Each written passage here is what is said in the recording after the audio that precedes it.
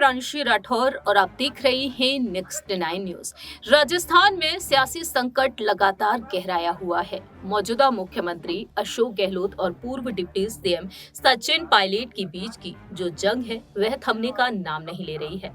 साल 2018 में सचिन पायलट की अगुवाई में चुनाव लड़े गए थे, लेकिन ऐन मौके पर अशोक गहलोत को मुख्यमंत्री बना दिया गया और उस वक्त सचिन पायलट को वादा दिया गया था आलाकमान की तरफ से कि आने वाले समय में उन्हें आगे किया जाएगा। साल 2020 में सचिन पायलट के बगावती सुर देखने को मिले थे। हरियाणा के मानेसर होटल में वह अपने गुट के साथ जाकर बैठ गए थे और उस वक्त महासचिव प्रियंका गांधी वाड्रा ने उन्हें मनाया था, गहलोत की सरकार को राज्य में गिरने से बचाया था।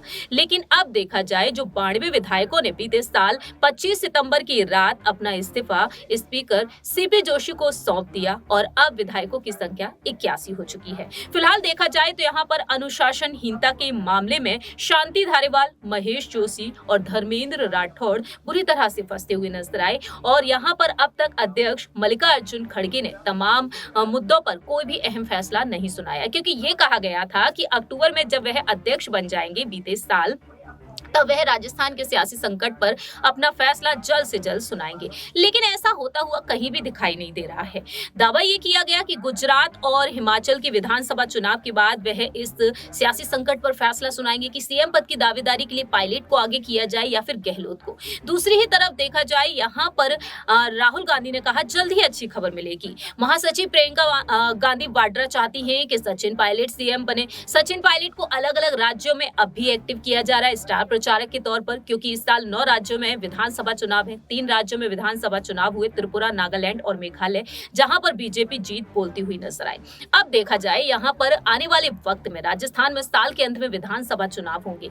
इन विधानसभा चुनाव के लिए पायलट गुट मोर्चा खोल चुका है। उनका कहना है कि 8 महीने का जो वक्त रह गया है, इन 8 महीनों में पायलट को मुख्यमंत्री बना दीजिए। अगर ऐसा नहीं है तो राष्ट्रीय महासचिव या फिर प्रदेश अध्यक्ष उन्हें बनाया जाए, लेकिन ऐसा भी होता हुआ दिखाई नहीं दे रहा है। केसी वेणुगोपाल से सचिन पायलट मुलाकात कर चुके हैं। उन्होंने मल्लिकार्जुन खड़गे को इस बात की जानकारी दी। दावा ये किया गया कि खड़गे जल्द ही आलाकमान सोनिया गांधी से मुलाकात करेंगे और इस मामले में अपना फैसला सुनाएंगे, लेकिन ऐसा भी अब होता हुआ दिखाई नहीं दे रहा है। फिलहाल देखा जाए सचिन पायलट ने बड़ा ऐलान कर दिया है। उन्होंने यहाँ पर विपक्षी दलों को चुनौतियां देते हुए कह दिया है कि वह टॉक से ही चुनाव लड़ेंगे इस साल में जब विधानसभा चुनाव होंगे और वह पूरी तरीके से तैयार है। लेकिन इसी बीच यहाँ पर देखा जाए पुलवामा शहीदों की वीरांगनाओं के केस को लेकर सियासत गरमाई हुई है।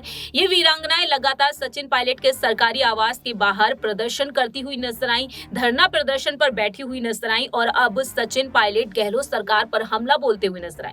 उनका कहना यही रहा कि ईगो को साइडलाइन कीजिए और फैसला बदलिए। दरअसल आपको बता दें कि यहाँ पर सचिन पायलट का मानना यही रहा कि यहाँ पर उन्होंने गहलोत सरकार पर निशाना साध दिया कि वे छोटी मोटी मांग को पूरा कर सकते हैं। बात मानना बात की बात है, लेकिन बात सुनने में किसी को ईगो सामने नहीं आना चाहिए। सड़क और मूर्ति की मांग पूरा कर सकते हैं। संवेदनशीलता से बात सुननी चाहिए। मांग पूरी नहीं भी करना है तो भी बैठकर बात सुननी चाहिए।